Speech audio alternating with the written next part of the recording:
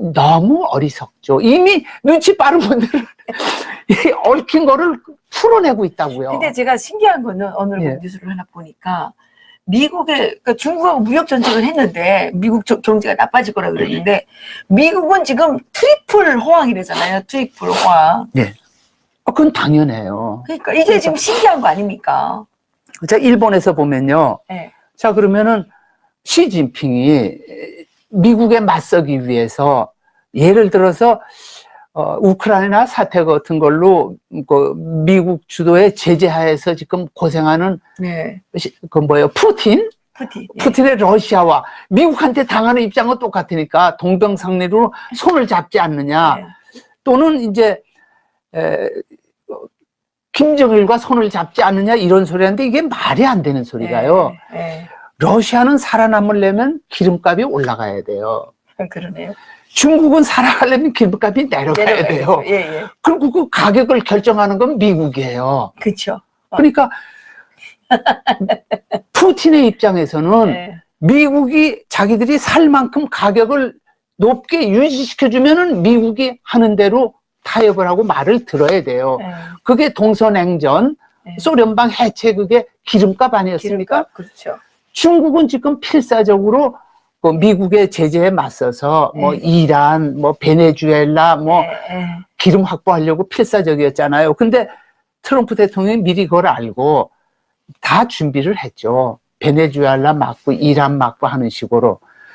그러면 이게 세계판을 보면 문명사의 판을 보면 고등학생도 알 수 있는 흐름을 뭐예요? 이데올로기, 맹종, 뭐 반미 이것 때문에 일본의 많은 미디어 또는 이제 한국의 많은 거대 미디어들은 지금도 이제 뭐 반미주의자들이 미디어를 장악하고 있으니까 지금도 그 망상 속에 빠져 있는 게 이게 비극이라는 소리죠. 네, 그렇습니다. 그러면 지금 이 한반도 문제가 지금 미사일 지금 쏘지 않았습니까? 이번에 또 김정은이가 뭐 문재인 대통령은 다시는 한반도에 이제 뭐 군사적 도발 같은 게 없다고 9.19 합의도 이상하고 다 해주고 작년에 뭐 판문점에서 선언도 하고 뭐 평화가 경제다, 항구적인 평화 하지 않았습니까? 그런데 지금은 평화가 깨진 거란 말입니다. 아니 그러니까 김정은은 한국 정도의 크기의 나라를 자기가 인질로 잡으면 미국이 나를 어쩌겠느냐. 한국을 인질로 잡은, 쉽게 말해서 한국을 인질로 잡는 게 아니라 한국의 권력을 장악한 이 문재인 정권을 인질로 잡으면 어떡하겠느냐. 설마 이런 큰 수술까지 하겠느냐. 문재인 자체를 큰 수술 하겠냐. 거기에 걸고 제가 보기엔 둘이라고 생각해요. 한국을 인질로 잡는 것. 또 하나는 쟤들이 지난 50년 이상 구사해온 전술, 즉 전 세계 모든 반미 세력들과 연대해서 미국을 상대로 게릴라전을 벌리는 거죠. 그랬죠. 그거에 걸고 있는 거 아니에요? 근데 이번에 아주 쉽게 정리된 것이 이제 미국이 이란에 대한 제재를 결정적 제재 조치를 취했잖아요. 그랬더니 이란의 외무장관이 NPT 옛날에 미국 북한이 했던 흉내를 NPT 탈퇴하겠다 그러고 그 뒤에 해서는 안 될 말을 했어요. 평양 방문 준비하겠다. 그렇게 죽는 거죠. 쉽게 말해서 이란과 평양은 동맹 관계입니다. 비밀 동맹 관계입니다. 이걸 자기 입으로 실토를 해버렸다고. 그러니까 그 꼼수도 자기들이 스스로 폭로를 해버린 거죠. 그리고 이제 미사일 발사했으니까. 근데 그건 뭐 자살이죠. 근데 미사일이 난 이게 좀 신기하던데 미사일이 하도 많은 종류가 있을 거 아닙니까? 그런데 왜 하필이면 이스칸테르. 그건 러시아산이라면서요. 왜 그거를 딱 발사했냐? 소련을 같이 물고 들어가려는 물귀신 작전이냐? 아니면 푸틴에 대한 어떤 반발이냐? 아니 그거보다요. 현실적으로 이제 한반도에서 그러니까 뭐 자기들이 목이 졸려서 저항도 못하고 죽는 둘째치고 한반도에서 우리 대한민국 전토를 공격할 수 있는, 특히 결정적인 그 전략적인, 예를 들면 부산항이라든지 지금까지 자기들의 공격할 능력이 없었던 뭐 오산 기지를 넘어서 저 밑에 군산까지 공격한다든지, 뭐 계룡대는 물론 한국 전역의 중요한 전략 목표를 타격할 수 있는 수단을 네. 가지려면 현재 그 자기들의 능력으로는 이쪽 미사일 방어망에 다 걸리잖아요. 요격당할 수 네. 있으니까 요격당하지 않는 능력을, 전력을 다해서 키운 거예요. 전력을 다해서. 그리고 그거를 그저께 과시한 거죠. 네. 한국은 우리가 잡는다. 주한미군 너희들도 안전하지 않다. 그걸 했는데 저는 그거 자살이라고 생각합니다. 그러면 그럴수록 미국이 이제 이렇게 됐기 때문에 5월 4일 날에 미사일 발사로 인해서 특히 편심 탄도 비행을 하느냐는 그것 때문에, 이거는 군사적으로 보면요. 네. 냉정하게 말하면 북한을 선제 공격할 대의명분을 완전히 줘버렸어요. 그 300mm, 240mm 네. 그 방사포 네. 개량이라든지 아니면은 이제 지금까지 배치된 그 패트리어트라든가 사드로도 방어가 거의 어려운 그런 공격 시스템을 만들었다고 과시하는 것은, 그거는 선제 공격의 명분을 줘버렸어요. 저는 정말 어리석다고 생각합니다. 김정은이가 미숙하고 어리석다고 생각합니다. 눈앞에 게임만 계산했지 자기가 그 능력을 과시하는 순간 국제사회 전체가 북한을 선제 공격해도 그게 한미연합이 아니라 미군에 의해서, 또는 미국과 미국을 지지하는 그 선진국 유지연합군에 의해서 북한에 대한 선제 제압, 그 능력을 제압하는 공격을 정당화하는 명분을 주고 말았어요. 이라크 전쟁 이상으로 명분을 줬어요. 김정은이가. 이제는 뭐 제가 보기에 이 정도 되면 아무 때나 북한을 선제 공격해도, 뭐 선제 공격이라는 게 뭐 몇백 명이 죽거나 그런 게 아니라 완전히 북한의 군사 능력을 무력화시키는 선제. 그런 게 있다면서요? 정밀 타격하고 뭐 이런 거. 아, 그거야 뭐 그러니까 미국이죠. 그러니까 선제 공격의 명분을 결정적으로 주고 말았다라고 저는 생각합니다. 참 어리석은. 예. 그런데도 이 뭐예요, 청와대는 정신을 못 차리고, 모르겠어요. 지금 실은 청와대에서 제가 지금 말씀드리는 이런 내용을 자기들이 뭐 NSC를 소집해서 논의를 하고 생각을 해봐야 되는데, 그 사람들은 이런 거 아마 생각하기도 싫겠죠? 아니 지금 자꾸 발사체라 그러잖아요. 아니 그 전략 유도 무기라는 게 그게 미사일 아닙니까?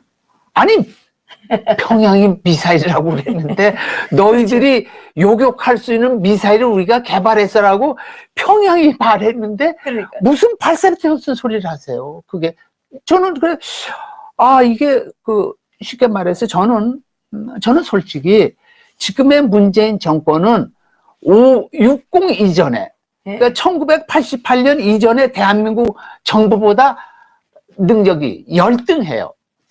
공무원과 시스템과 청와대 자체가 60하고 서울올림픽 이전에 대한민국 정부보다 못한 정부가 됐다고 저는, 무능하고 무책임하고, 그래요? 그렇게 저는 믿습니다. 아니, 지금도 교육을 많이 받고 들어간 거 아닐까요? 아닙니다. 왜냐면 엊그저께 김정일이가 말한 뭐 확고한 그 국방력만이 살 길이다 말한, 아니 김정은이 입에서 그 말이 나오면 어떻게 해요? 아니 그 문재인이 해야 될 말을 김정은이 하고 있더라고요. 대한민국 국민의 어른들이면 다 아는 소리를 청와대는 말을 하지 않고 평야에서 했으니까 이거 코미디죠.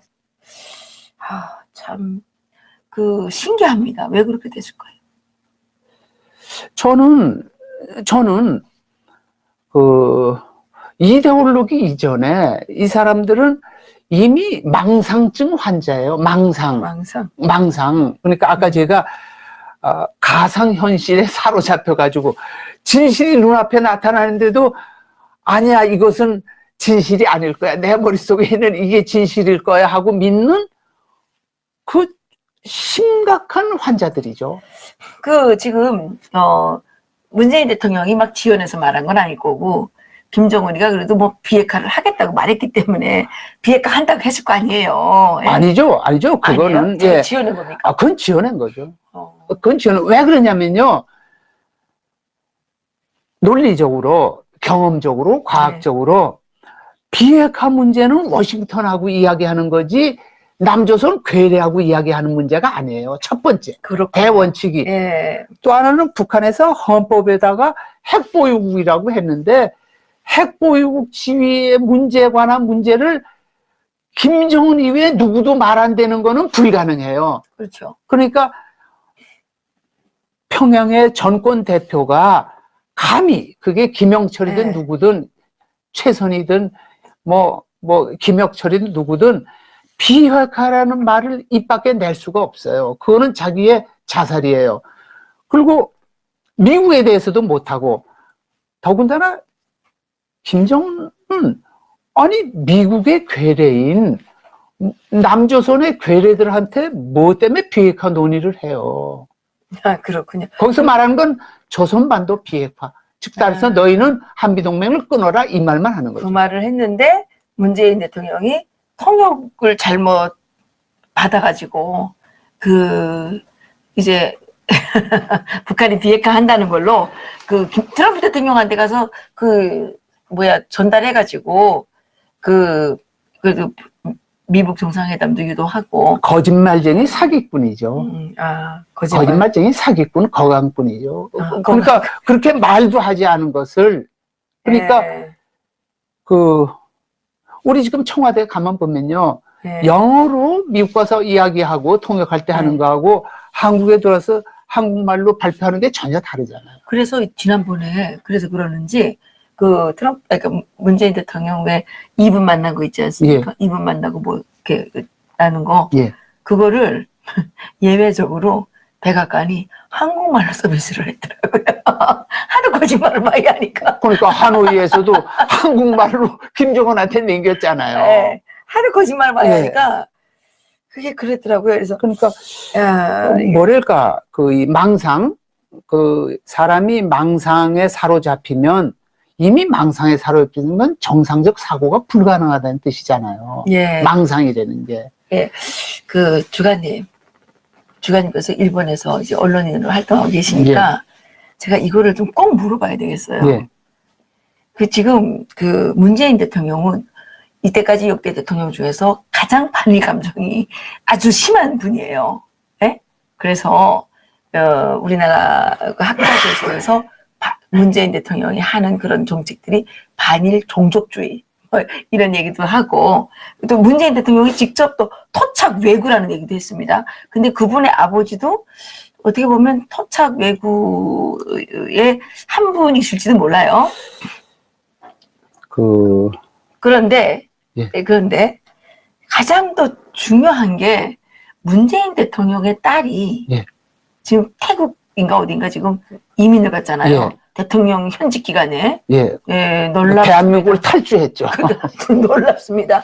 우리 보고는 여기서 살라 그러면서 자기 딸은 그렇게 막 어디 보내는 게 이거야말로 국민들을 불안하게 하는 엄청난 사건이거든요. 그런데 토착 외구를 그렇게 미워하시는 분께서 따님은 또 일본에다가 유학을 보냈던데 일본에 계시니까 잘 아실 거 아닙니까? 그 딸이 어떤 대학을 다닌 겁니까?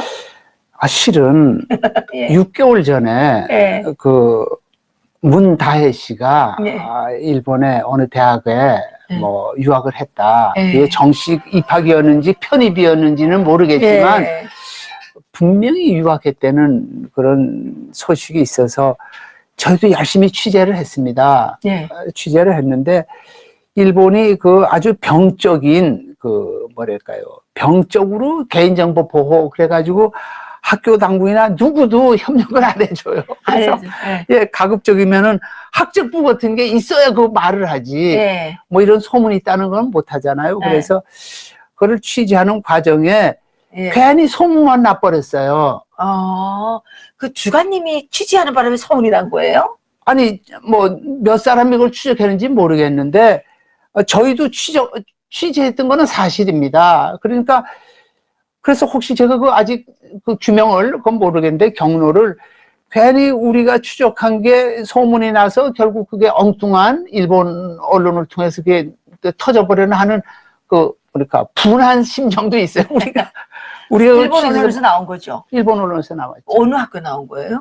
국사관 대학이라고 있는데요. 국사관 대학. 국사관 대학, 어떤 나라 대학입니까? 국자의 선비사자에 이제 직관자인데 이 대학은 쉽게 말해서 일본에서 이제 그 가장 속말로 우익, 가장 일본에 있는 수많은 대학 중에서 이제 극우 뭐 이렇게 만약 분류를 한다면 우익, 그래요? 최우익 대학이 황도관 대학이네. 천황하는 황자에다가 네. 길도자에 이제 네. 그런 대학이 있어요. 그래서 예, 예. 이것은 그 황씨를 위한 그 이번에도 이제 천황 즉위식에 관련이 되는 중부 지방 네.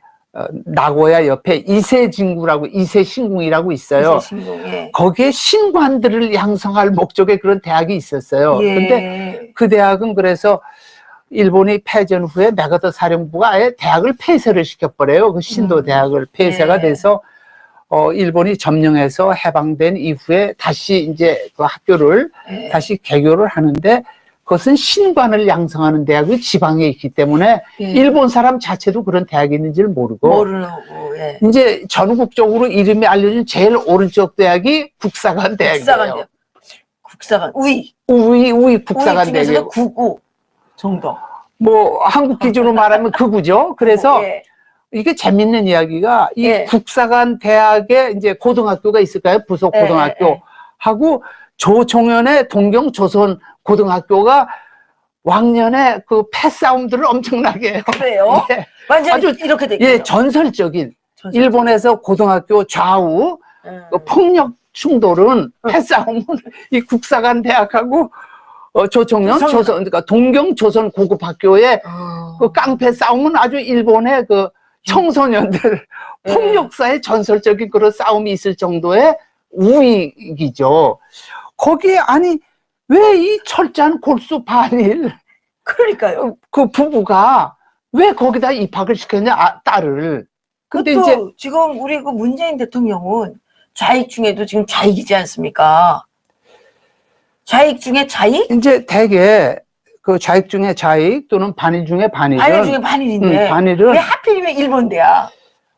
제가 솔직히 말씀드릴게요. 왜? 거기는 수능 시험 안 돼도 들어가요. 예? 수능 시험이 안 돼도 들어가요.